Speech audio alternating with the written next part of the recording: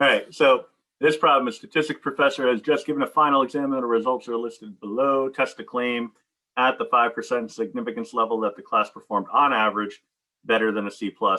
The assumption that we have to make, and it's kind of like after I typed it up, I thought to myself, I'm like, well, if it's your first semester at the college here, you may not know that a C+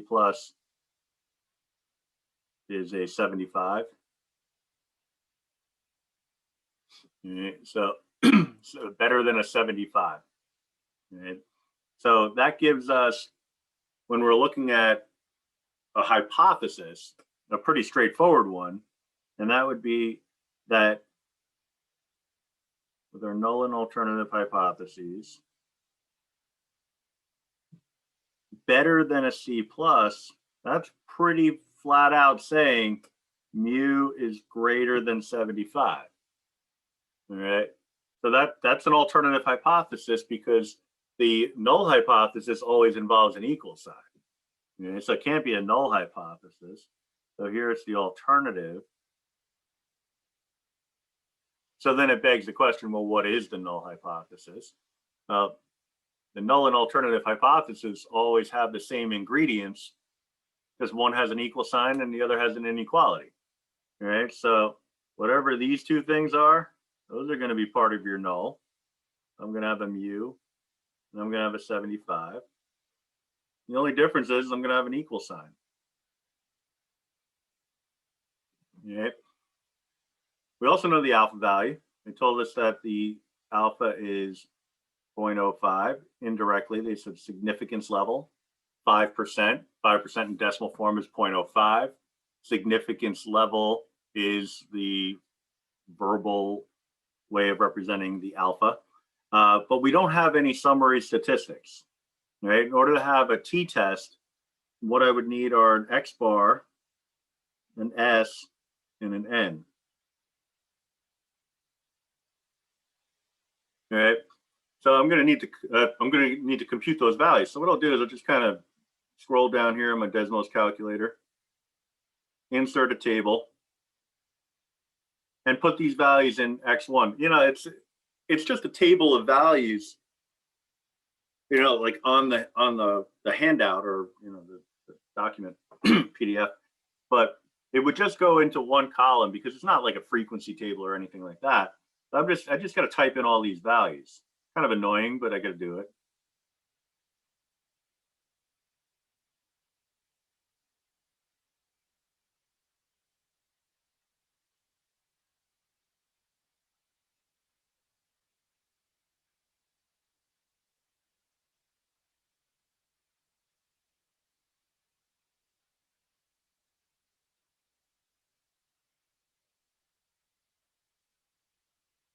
And 100 years later, I'm done with the process. And then we can start the next 100 years double checking to make sure that I didn't screw up on the data entry, because once you get a handle on the technique, the approach that you have to follow, the steps, as annoying, I guess, as this material could be sometimes, it is very procedural. And so usually the only thing that tends to get in the way after a time is data entry, right? So I'm just going to double check. In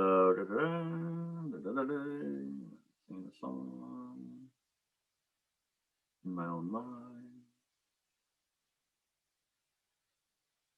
Already lost my place.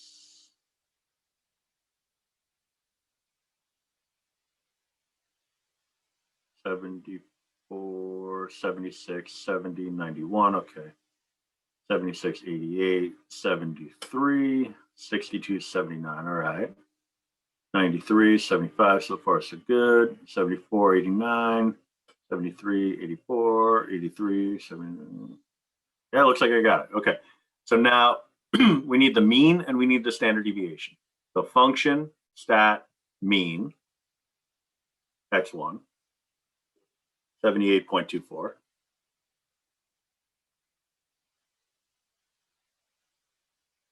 Close it up, enter to lock it in. Standard deviation, function, stat, standard deviation, also column X1. In this case, you can do a little rounding, but that's all right. We can accept a little variation here, 8.202. All right, the number of values in the set, the n value, so 1, 2, 3, 4, 5 by 1, 2, 3, 4, 5, so 25 values in the set.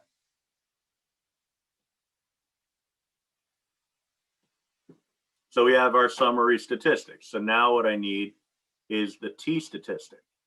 All right, so the t value or the t score, the t statistic, we say the same thing, it's all synonymous. All right, so t is going to be equal to, again, x bar minus mu over s over the square root of n,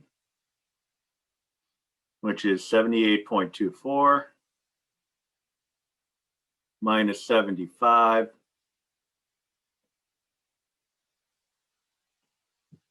over 8.202 over the square root of 25.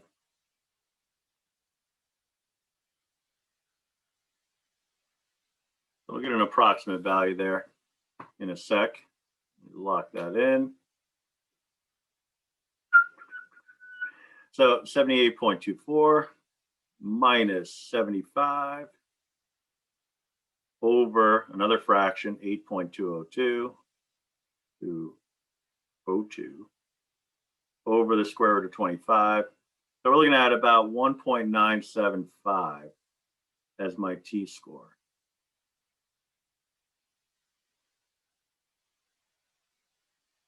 All right, so what I need from that is the probability, because we're looking at a right-tailed situation, right? And that's because the inequality here is pointing to the right.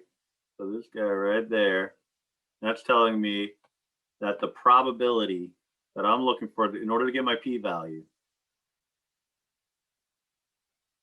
it's got to be the probability that t is going to be greater than 1.975. All right. So then, we did all this work in the same Desmos calculator. So just scroll on up the line, change your n value to 25. The t min, if you're thinking about the diagram, and like I have this extra one here, if you don't need it, you can just delete it, because we're very rarely going to need the t score given in an area. So if you wanted to, just to get it out of the way, you could just say, hey, you know what, I don't need this stuff. All right. So the minimum value, since we're looking for area to the right, the minimum value should be 1.975, with the maximum value being something large. All right, I don't know. I'll just hit copy just to make it stop. All right, there we go. All right, so we got that little shaded region there. Looks good. Do a little snipperooski there.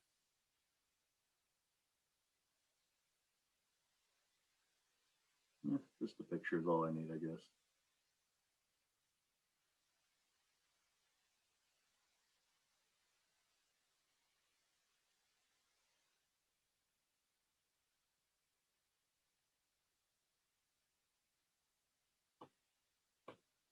All right, so this t value here is 1.975. This p value is equal to about 0.0299.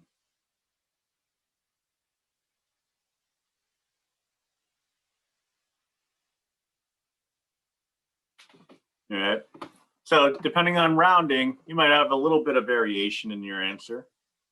But that's all right. A little bit of variation is okay. If it's a lot of variation, that's a different story, but that doesn't seem to be the case here.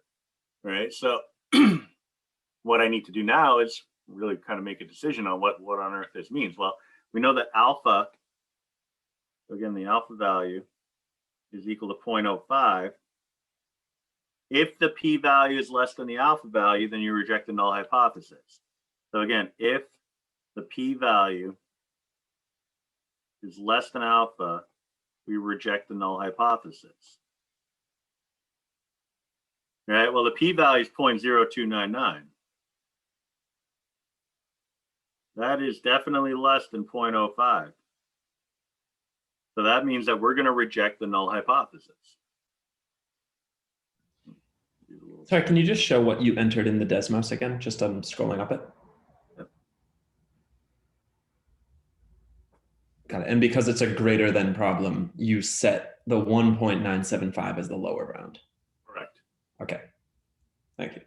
No problem. All right, so we're rejecting the null hypothesis, which tells me that the null is bad, it's incorrect, or it's not as correct as the alternative. All right, so the alternative is the one that we would consider to be true. All right, so for my conclusion, I would say I'm rejecting the null, so there is sufficient evidence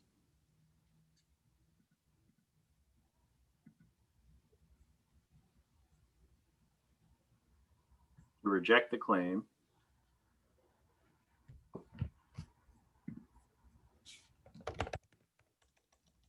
that the population mean. Now we're talking about grades here, right? So performance, grade on a final exam. So we could just say the population mean grade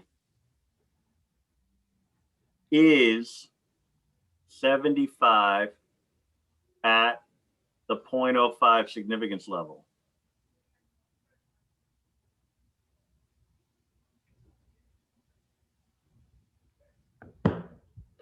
All right, so we're saying that there is sufficient evidence to reject that claim. There's enough evidence to get rid of that claim, meaning that claim is incorrect. All right, we always address the null hypothesis in that first sentence. All right, the null hypothesis is that the population mean grade is 75. All right.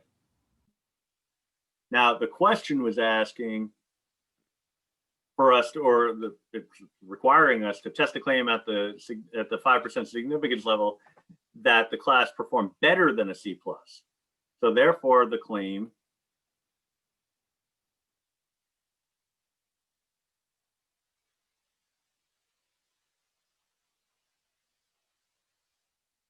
that the average score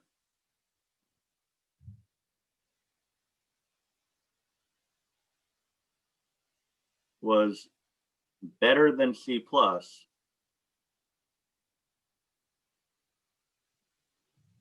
is true. All right, that's one of my one of my favorite types of questions, because we didn't really get at the idea of whether it was a lot more than C+, just that it's more than C+. And in fact, you look at the summary statistics, the class average was a 78.24. All right. Now, it's kind of a little iffy here in terms of the assumptions that we're making. You know, like it was kind of a poor assumption going in, you know, to say C+ as the mark 75, because the C+ is really the interval of 75 to 80, right? So depending on how you define things, I mean, some people might say, well, it's got to be over an 80 to be better than a C+. You know, if that's the case, then you pretty much change everything, right? Your summary statistics would say the same, but your null hypothesis would change, the t-value would change, your p-value in turn would change, and then maybe your conclusion would change. But that's all. Can you explain how you found like the 0.0299? Oh, like, that came right off of the Desmos. Yeah, but like, can you explain like the process, like what t-dist n-1 is? Oh, that's the area to the in between the t minimum value of 1.975 and 10. Right, that's the area of the shaded region. Oh, and n is 25, right? Yep. But so it's just, well, what's T dist? That's the T distribution. That it's the Oh, same Desmos we've been working with for the last 2 weeks. You know, nothing's changed. well, like I just want to like know what the numbers are like inside it, like what they Yeah, all, I like guess like stand. what the function itself, like what that cooks out to, I think is what he's asking. Oh, Like T like what is Well, like, T yeah, dist? like what number is that? what?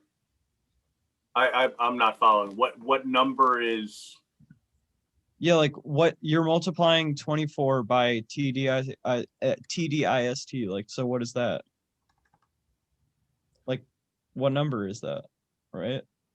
The No, 20, it's not multiplication. It's not a number. Or are you just finding the distribution of that? Yeah, exactly. Oh, and that's just a function of Desmos. It's not even like a normal operation. Correct. Okay.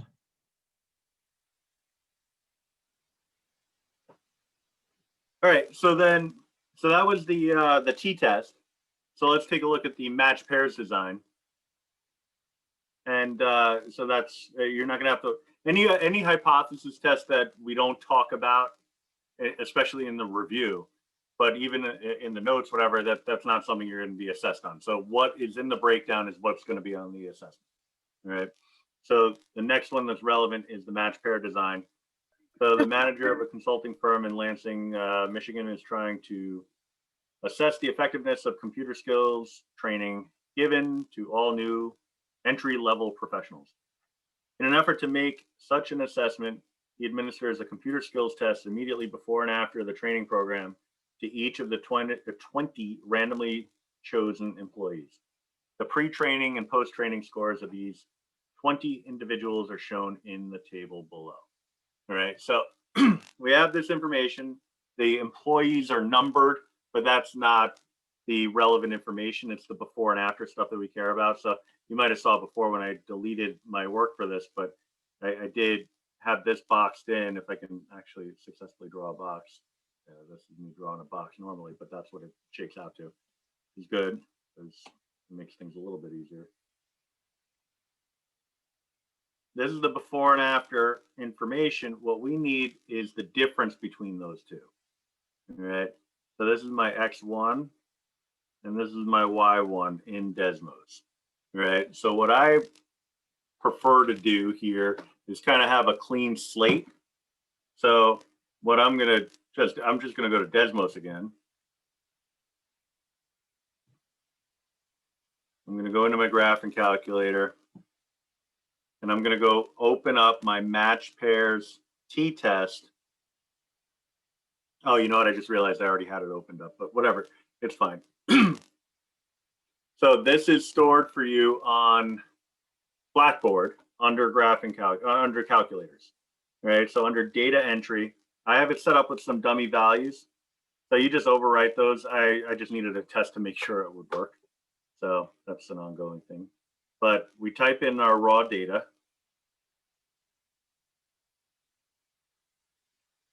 Now you might want to delete the values that are there first. And when you save this for yourself, I mean, you can go ahead and delete the information that's included in there, just so you don't have to be bothered with it. But I didn't, so here we are. Right, so 74, 64, 84, 81, 54, and so on. You know, I can say the numbers, but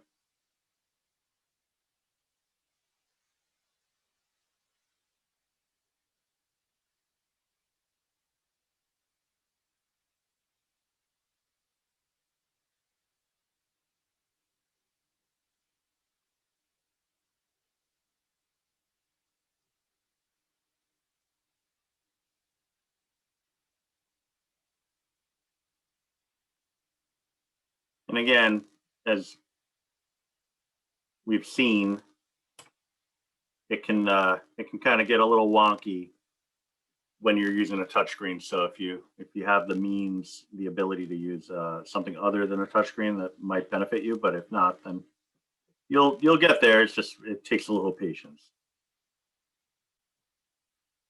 Hopefully you've seen me demonstrating a little bit of that patience throughout this semester.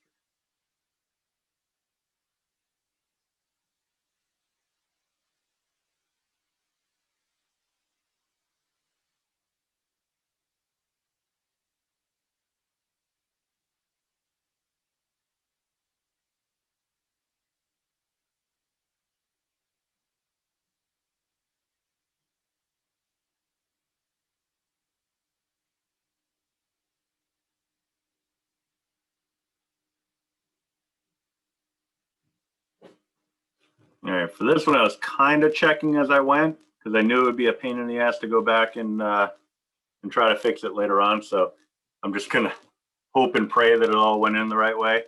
Now this one, this is a nicer calculator because I have it set up to do a little bit more than the other one, right? And the other one I actually had set up to do a fair amount. But the first step in any of this stuff is getting the information into the calculator. Now, in terms of the work that you show when you're solving these problems, you're going to want the differences. But if you're using the calculator, and I've been saying this all semester, really, you can submit your calculator, a link to your calculator as your work. So, you wouldn't necessarily have to write this information down on paper, but, for the sake of having some reasonably decent notes, I'm just going to jot them down really quickly. The correspondence of values is going to get a little wonky, but it's kind of the name of the game. -27.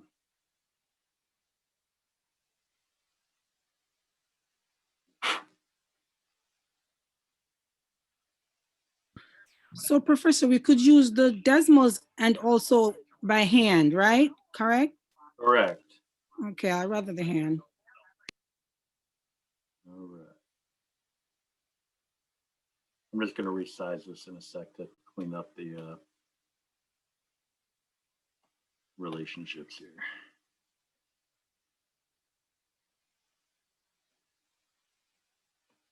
Close enough. So anyway, we need the mean for this list. All right, these are the differences. I can write.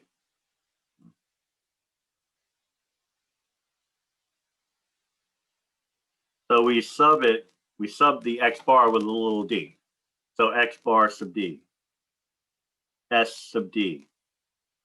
And N would be the number of pairs, which in this case is 20. They told us that flat out in the problem. And also they were kind enough to number all of the employees. So either way, we're going to get that 20. That shouldn't have been the problem. Summary statistics in this little drop down. I set it up, the mean of the differences, -11. The standard deviation of the differences, 11.00239. We get some reasonable accuracy there. All right. And we'll get to the areas in a second, but we do want to set up our hypothesis test here. But we needed all that information, so it wasn't a bad idea to get started on that.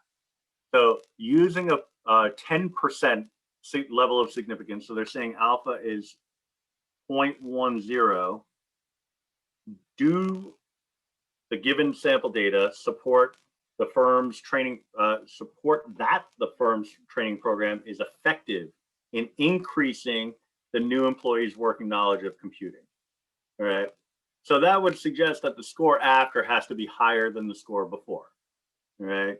So score after, we want to know, is that more than score before?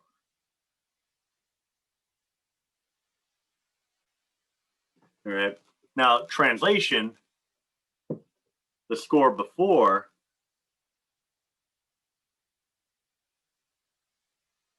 would be less than the score after.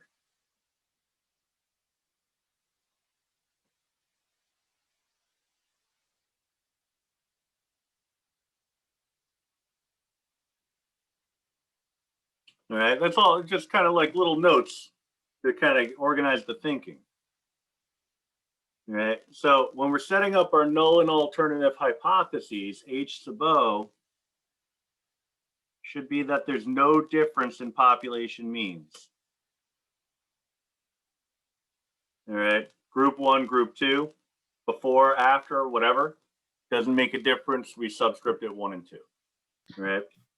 The alternative would be that there is a difference, specifically that the score before mu sub 1 is not as good as the score after mu sub 2. Right, that would show an improvement. Right, so we're going to see if that plays out. So we're going to find our t-score, or our t-value, t-score, t-value, all means the same thing. T is going to be equal to x bar sub d minus mu sub d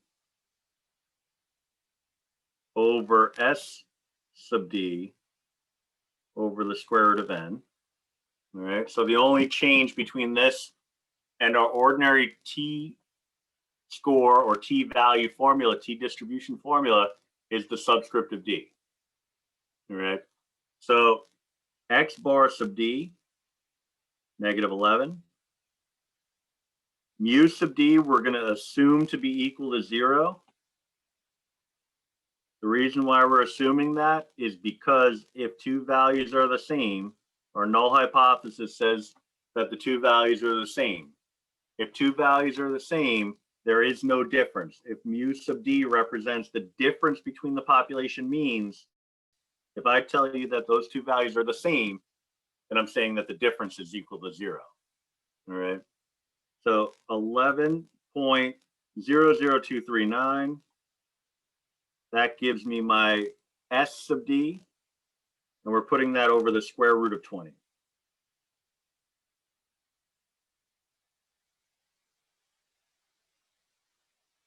All right, so I'm going to crunch those numbers in Desmos.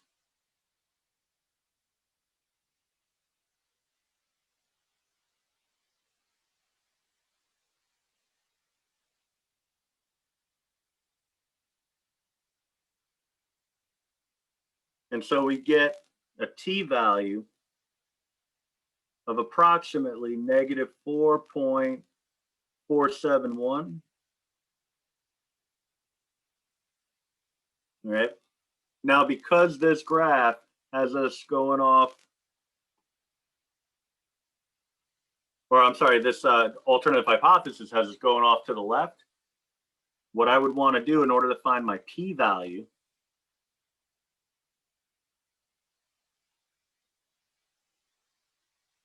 is find the probability that t is going to be less than negative 4.471. All right, and so that goes into my calculator. I included the area in the student t distribution function here. So same as the last calculator, just copied pasted it right in here. So my n value is 20. The minimum value should be something really low.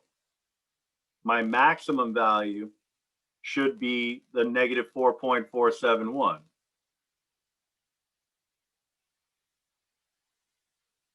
All right.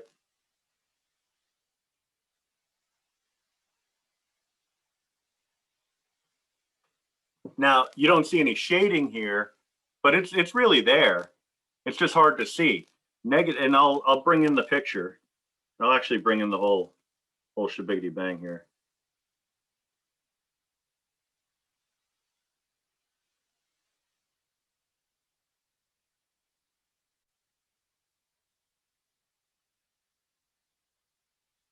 Let me get a little bit more width. I'll just leave that.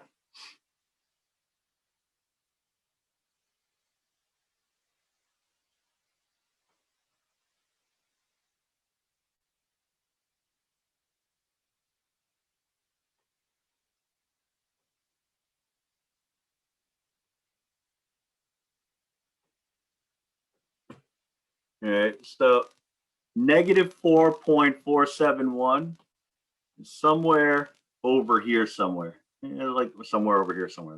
That was brilliant. Right, so negative 4.471 if I had to eyeball it. That's our t value. What this is saying is we're taking all the area to the left of that. The reason why I don't see any shading is because there's not much to shade. It's shaded, it's blended in with the line itself or the curve itself, right? But that little infinitesimal amount of shading amounts to that little bit there. Fix that arrow. That amounts to a p-value of approximately 0.000131. All right. So it's very, very tiny, but it's still there. So 0.000131. Now we're still looking at the same kind of approach that we had for the ordinary t-distribution, the t-test. In fact, this is a t-test. It's just our conclusion is going to take on a little bit of a different form, but not by a whole heck of a lot. All right, the relationship between the p-value and the alpha value still dictates whether or not you reject the null hypothesis. So the p-value is less than alpha. So therefore, we are going to reject the null hypothesis. All right. I didn't even have to look at the alpha value to know that. I mean, that p-value is tiny, 0.000131. Even if alpha was 1%, it was still going to be smaller than alpha. All right. So the null hypothesis is bad. The alternative hypothesis is good. And so I'm going to write my conclusion based off of that. All right. So there is sufficient evidence. I'm going to jot it in here.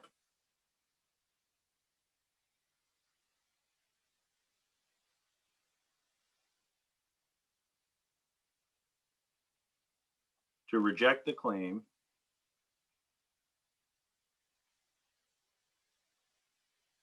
that. So we would address the null hypothesis. That's the one that says mu1 is equal to mu2. So that the population mean score before and after training. So reject the claim that the population,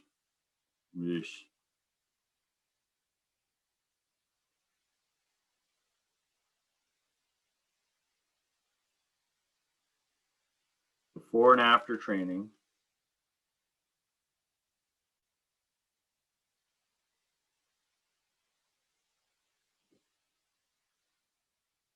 are the same at the 0.10 significance level. So then I just have to address the alternative because they were in fact asking us whether it showed an improvement. You know, basically we wanted to know if the training was effective in helping individuals master this computer software, right? Or whatever it was, computer program. All right. So therefore, you can kind of paraphrase here because we've already done the hard part in the conclusion. So we're talking about an improvement, right? We're talking about a course being effective in increasing the employees' working knowledge of computing. So therefore, the claim that the training was effective is true.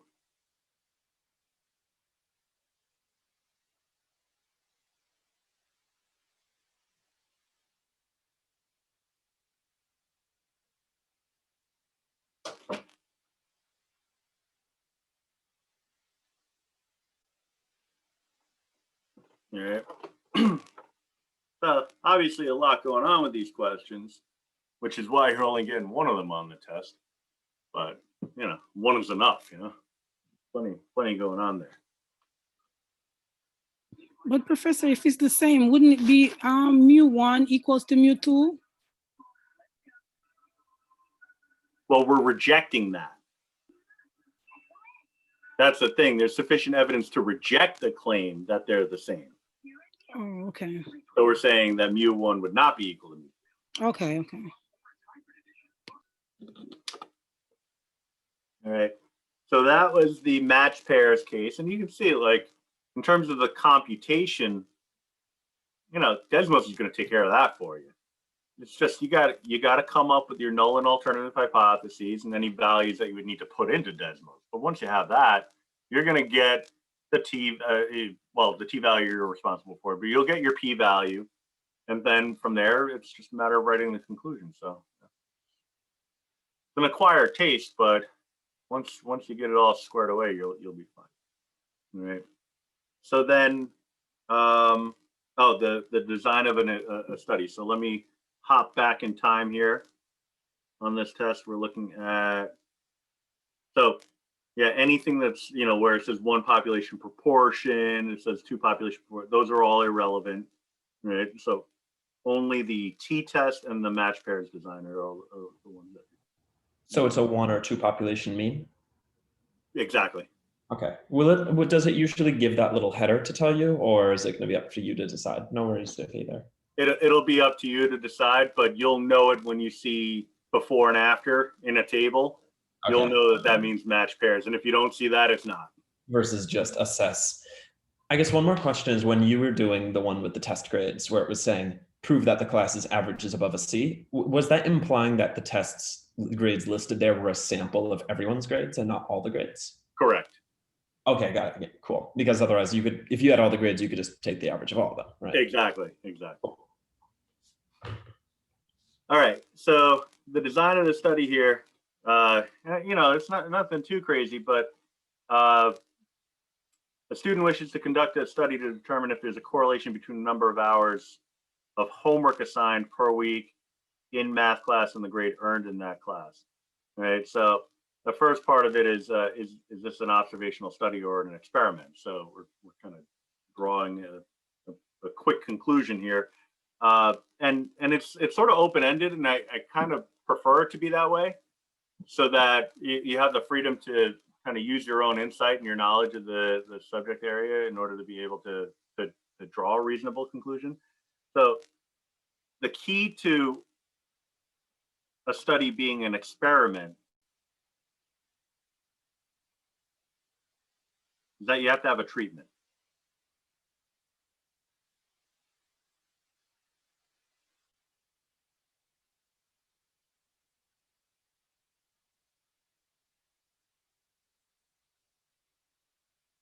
Right, experiments must have treatments. All right, singular, plural, depends on the situation. All right, most of the time you want to have a single treatment, which is your explanatory variable that would lead to some kind of response. All right, so in this case, we're talking about a student who wishes to conduct a study. Well, the student doesn't control how much homework is assigned, so it seems that they can only observe. Now, if a teacher wanted to know if there was a correlation between the two, then the teacher can vary the amount of homework assigned, and that might lead to a particular outcome. So you could have, just by the difference of one word, you could have an observational study become an experiment. But in this case, we're looking at an observational study. Observation, because student has no control over homework assigned.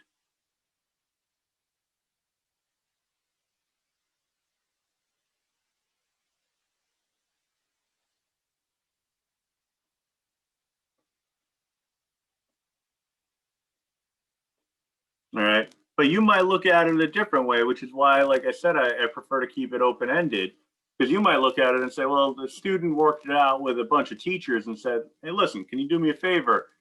This week, can you give 15 minutes worth of homework a night, and next week give 20 minutes worth of homework a night, and the following week give an hour worth of homework a night, you know, and collect some information over that period of time, and you know, basically the student and the teacher would be in cahoots with one another. You know, that I can't see that being something that would ever happen. So it doesn't seem very logical to me, but it could happen, I suppose. And so if you make a case for that, then you can say it's an experiment because the variation would be the amount of homework assigned, and that's determined by a direct imposition of a treatment. You know, more homework means more hours. You know, make a case for that and you're fine. But then you have the what, if any, are the lurking variables. You remember when we talked about this the first time, lurking variables happen when you have uncontrolled factors in an observation or an experiment. So these are some things that could lead to the response variable, but have nothing to do with the explanatory variable, right? So the grade earned in the class is the response. Okay, so that's our response variable.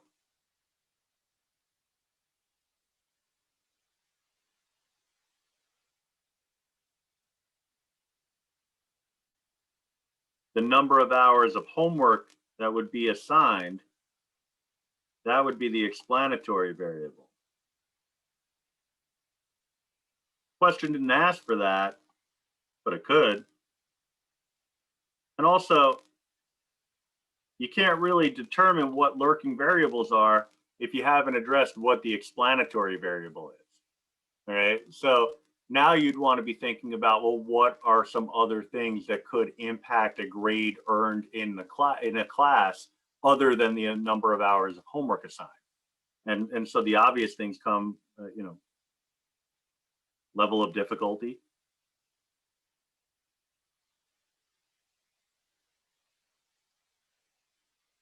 of the course, quality of instruction,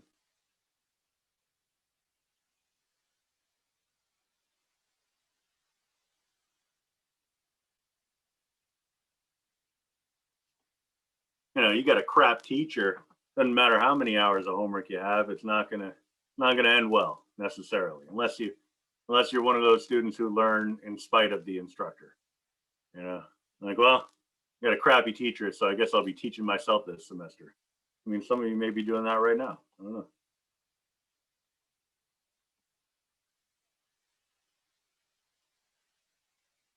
The obvious one, I would think. The one that nobody ever wants to admit, but it's always a component. Intelligence.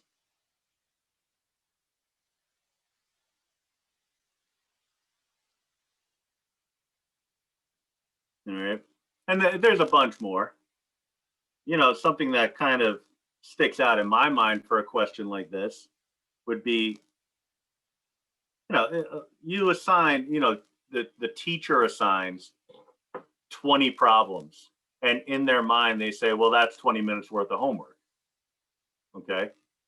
The student's perspective would be, yeah, 20 minutes for who? You? Yeah, you've been doing this for how long? All right. For me, it's 3 hours worth of homework. Yeah, so it's a matter of perspective. Right. So how do you vary the number of hours? The other thing would be if you were to fix the number of hours and say, spend no more, no less, you're telling your students, spend no more, no less than 20 minutes on homework. Some students are going to do one problem. Some students are going to do 20 problems. It's a matter of perspective. All right. So a lot of lurking variables here. So this is already, but based off of all of these variables that would need to be held in control, this is already a study that's doomed to failure. So what do you expect the results of this study might be? Nothing good. But there is a question, so you answer. What do you expect the results of the study might be? I kind of look at it, and you can vary it. You can vary your answer from mine, but I kind of look at it this way and say, all right, we got hours and we got grade. I always have this mentality that there's some kind of, learning curve, if you will, that comes into play. This is an example. I mean, there's other possibilities.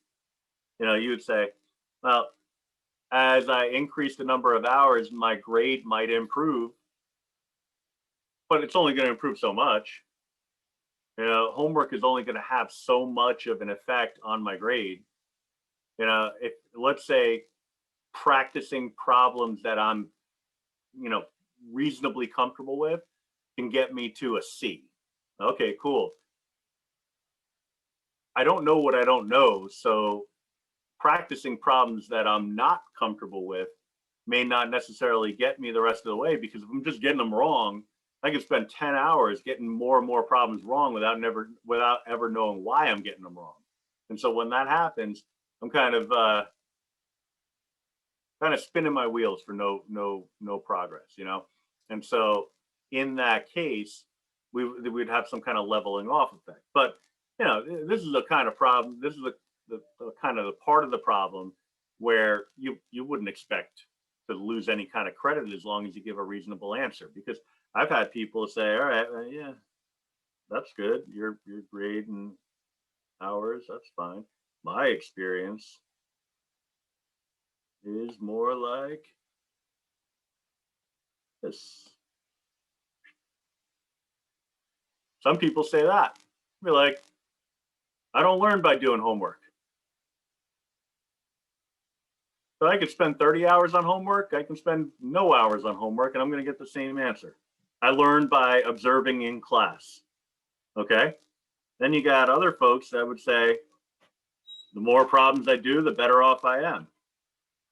So you see kind of a linear relationship. But then I would say, you know what? It's still going to flatten out at some point, right? Because once you get the grade that you want, let's say you get an A, I mean, you're not getting higher than an A. Spoiler, there's some, you know, if you're new to this school, there's nothing higher than an A. You know, once you get an A, you get an A. You know, there's different flavors of A, I guess. You can get like a 100A, or you can get an 89.5A. It's still an A. All right? There's no A minus, there's no A plus, it's just an A. All right. You know, and then I've had other people say, you know what? There is such a thing as burnout. I study, and then I max out, but then I study too much, and then all of a sudden I notice a drop off in my grade, and then it levels out somewhere. You know, because I'm pulling all these, maybe not so low, but I'm pulling all these all-nighters. And, you know, I'm exhausted. When I finally sit down and take the test, I'm shot. And my performance suffers because of it. You know, so there's that part of it. So basically, anything that you put as an answer to this kind of question that's a reasoned response is going to get you full credit. All right. Now, should randomization be used here? Well, it all depends. You know, in an experiment, randomization should be used. But I just got through saying that I kept this type of question purposely open-ended by saying, you know, like you can make a case for it being an experiment or an observational study, right? So if it's an observational study,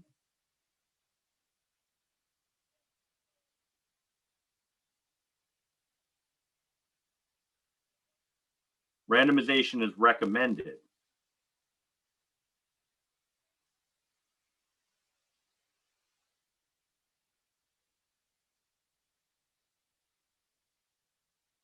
All right. But you could also work with an entire group of individuals. Now, if you're like trying to draw a conclusion about just your own class, you know, like just that one class, then maybe you don't need it. But if you're trying to draw a conclusion about a population using a small sample, then you would need it, right? For an experiment, randomization is required.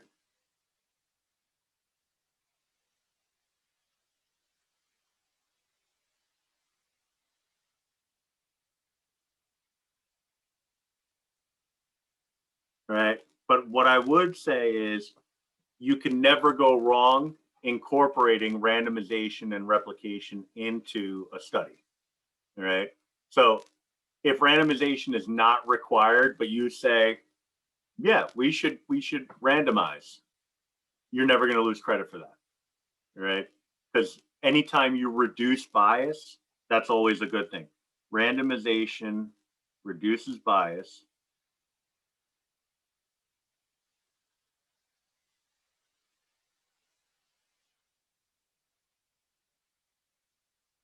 That's always a good thing.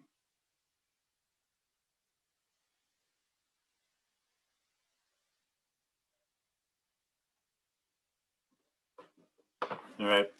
So that should be hopefully your key takeaway for this problem, for this part of the problem, I should say. It reduces bias. That's always a good thing. So if you have the ability to incorporate randomization, why wouldn't you? You know. So this is a very complete solution, and you'll notice that there's no essay here. It's just really kind of observations listed. I can say that I don't have really much of an attention span when it comes to oh man, this is going to sound bad. Reading the thoughts of students. Yeah, no, it's really not that bad. It's just kind of hard to make answers to these questions sound compelling from a student standpoint. So what I suggest is don't try. You know, bullet points are fine. Just get the idea across. All right, sentence fragments, sure. All right, as long as you get the idea across, you're not going to worry. You won't have to worry about losing credit for complete sentences or anything like that. All right. So that was the design of a study. So let's take a look at a couple of problems that I snagged from just the quizzes that I had online. One of them is a normal distribution question, and one of them central limit theorem question. And then that'll be pretty much it. All right. Well, that'll be it. The weights of the eggs produced by a certain breed of hen are normally distributed with a mean of 65 grams and a standard deviation of 5 grams. So they're telling us that mu is equal to 65 and sigma is equal to 5. They want to know what is the probability that one egg selected at random, that tells us that this is a normal distribution question.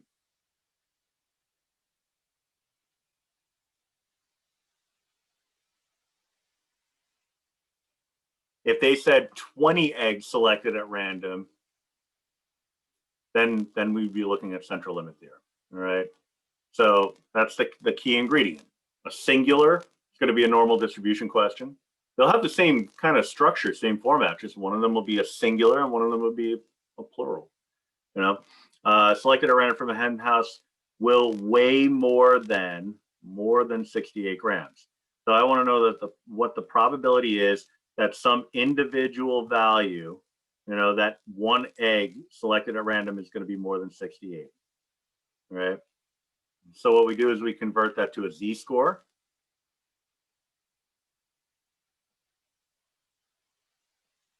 All right. So the z-score is going to be z equals x minus mu over sigma. So 68 is our cutoff, minus 65 over 5. All right. So then what you would need is your, let's see if I remember the title of it, your normal PDF calculator on Desmos. All right. So if you bring that up, and again, it's the it's all in calculators on the side panel of Blackboard. All right. So take some time and look at them. If you haven't been looking at them, it's like you're not going to get anything right if you don't. You know. So so definitely take some time to do that. So it's normal PDF calculator. All right. So very straightforward, area under the curve. But we do need to crunch these numbers. All right, so I'm going to bring mine up. Again, I have mine kind of hidden in here. That's the thing. That's why I have it all in Blackboard for you, because you see all this mess here. Look at all this. It's a disaster. Oh, can you see it? Oh, I got a different screen up here. Yeah, you can see it. There's no, unless I don't know how to do it, which is possible, there's no real organizational scheme behind the listing of files in Desmos. So that's why I put them in Blackboard for you, so that you don't have to go scrolling through every which way. Right, anyway, so it's areas under the normal curve. That's what it looks like anyway. Right. So again, I did the whole double thing here, where you have the way of coming up with the area, and then a way of coming up with the z-score given the area. All right. So run some numbers here. 68 minus 65. I mean, not really a hell of a complicated computation. 0.6. So what I would do is, I'm looking for area. So I'm looking for the probability that z is greater than 0.6. All right, so in my area model, and I like to, I have them both turned on by default, both of the graphs. Turn off the one that you don't need. We don't need to find the z-score. We have the z-score. We need to find the area. So I'm going to go into my first folder here and set it up, because I want to be to the right of 0.6. I'm going to set it up so that my z min is 0.6 and my z max is something big. 10 is good enough. And so we have this display that gives us the area that we're looking for.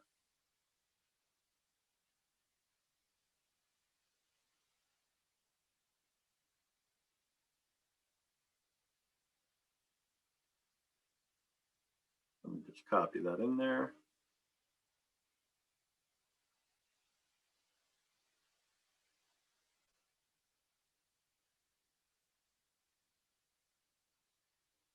Let me just kind of chuck that in there.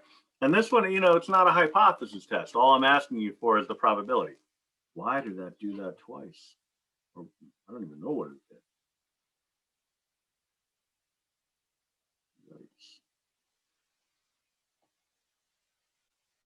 I resized it, and then I must have hit undo or something. I don't know. All right. Well, anyway, we're looking at about 0.274. All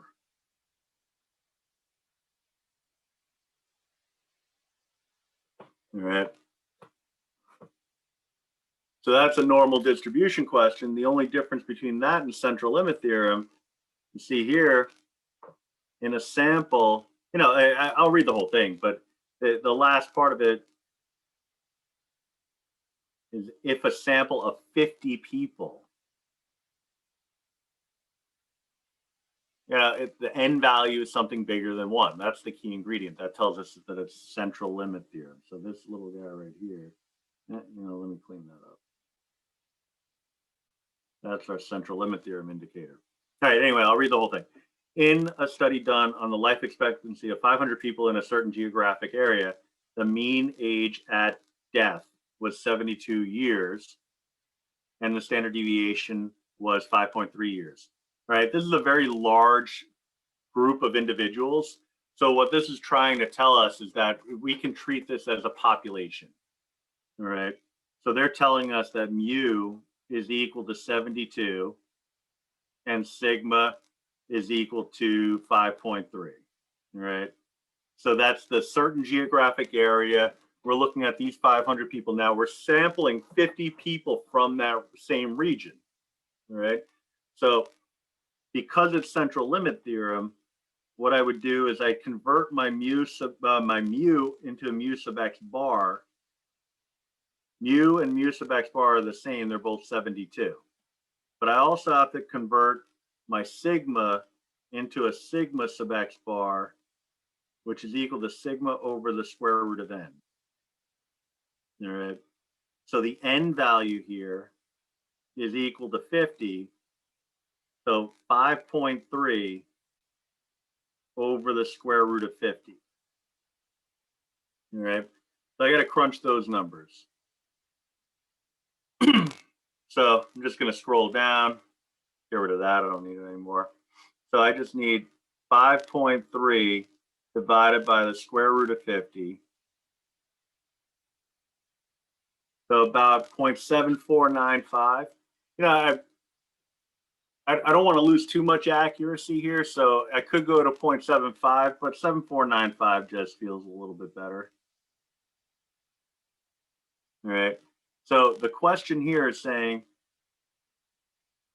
that we're looking for the probability that the mean life expectancy, so probability X bar will be less than 70, right? So the grouping of 50 individuals will have an average lifespan less than 70 based off of this information, right? Collectively, right? In order to figure that out, again, I need a z-score.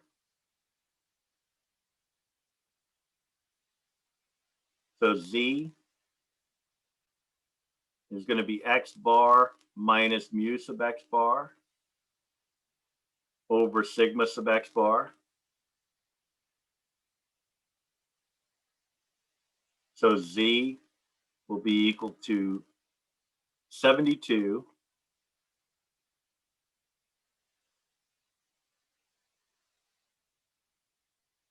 X, oh, 70. I'm looking at the wrong thing. 70 minus 72 over the 0.7495.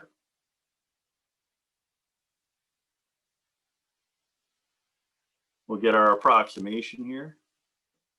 And you could actually, yeah, I mean, you could use that fraction instead of the decimal, but the decimal's fine too. Again, we're going to lose a little bit of accuracy, but not enough to make it the end of the world or anything like that. All right, so about negative 2.692. All right, so that translates. So that's what my z-score is, but it corresponds with the X bar being less than 70. So I'm looking for the probability that z is going to be less than negative 2.692. And that's all coming from your z distribution, right? So this value should be something low. The max value should be something like negative 2.692. It should be exactly that, I should say. And again, it's another one of those situations where you kind of look at it and say, well, where's my shading? You know, if you look closely, you'll see it's there, just kind of hidden. So 0.00355. Right, let me just get a little snip here. Get that diagram in there. I can zoom in a little bit and show you that the shading really is there. It's just kind of hiding from you.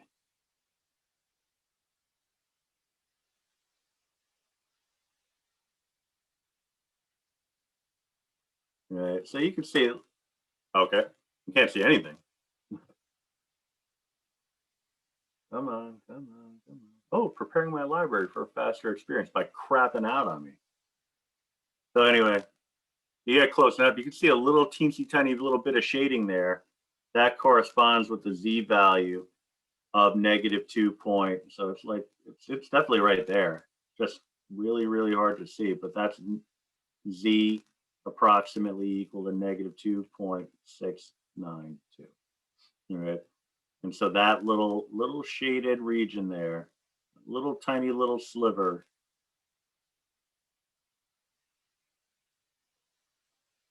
is all we're looking for here. All right. So yeah, that's basically it, because the other questions on the assessment are just the general knowledge stuff based on vocabulary. So if you take a look at the design of an experiment, you know, all the vocabulary there, as well as the intro to hypothesis testing, you know, take a look at that. You know, just have that information handy when you're taking the test, and then you're not going to have a problem with those kind of questions. All right. So let me take a look at the chat. a little disconnected there.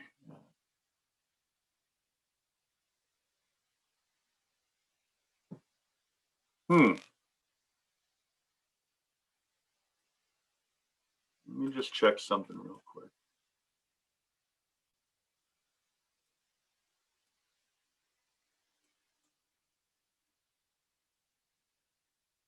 Oh, I see what you're talking about. Oh. Because when it's embedded in here, I see. Yeah, All I right, noticed yeah. that. If it's something that I can just go and just use it embedded, that's fine. I was just going to be like lazy and save those calculators into when I sign into Desmos, but it's fine. He's right. Yeah, The widget. You know what I'll do? I can put my my share links in an announcement for all of these, so I'll make sure I do that after class. All right. So just put that on my mental radar here. Thank you. No the problem. version is good. It's just it's also the window of the iframe is a little smaller. Oh, gotcha. Okay. I mean, it's practical though. I didn't even know you could embed in a Blackboard. Yeah. Right. Okay. All right. Yeah. So I'll get those links out to you. All right. So at this point, I'm going to stop the video.